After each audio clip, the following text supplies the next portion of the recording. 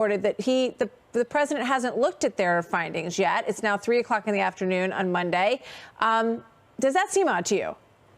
It seems incredibly odd, but perhaps we shouldn't be so surprised because, of course, they refuse to acknowledge there's even a crisis. And I think the first step to fixing a problem is acknowledging that problem. And we know in 2014, when the numbers were not as bad as they are now in terms of apprehensions, Biden called it a crisis then. So did Obama. So did Pelosi. Interestingly, in 2019, they called it a crisis on President Trump's watch when the numbers weren't as bad. What we are seeing is an astonishing 700% increase of kids going from CBP to HHS. This is extraordinary. And if he won't even call it a crisis, I guess I'm not too surprised he hasn't even reviewed the findings of his team. Yeah, the other thing that I thought was interesting, I remember during the campaign, former Vice President Biden would push back against President Trump and say, well, yes, you shut down the border to China because of COVID, but you didn't do it soon enough, and you allowed some people to come in before that, and the Europe shutdown and all of that. And, they are definitely putting out the message that we're still very much dealing with COVID.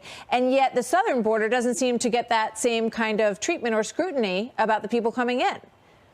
That's exactly right. And instead, they're releasing COVID-positive illegal immigrants into society, rolling back President Trump's Title 42 policy that made sure that the kids who came in stopped that and sent people back to their home countries amid a COVID pandemic.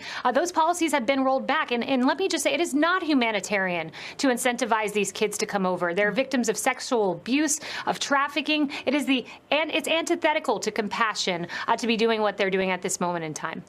One quick last question on this Title IX issue, because it's an issue that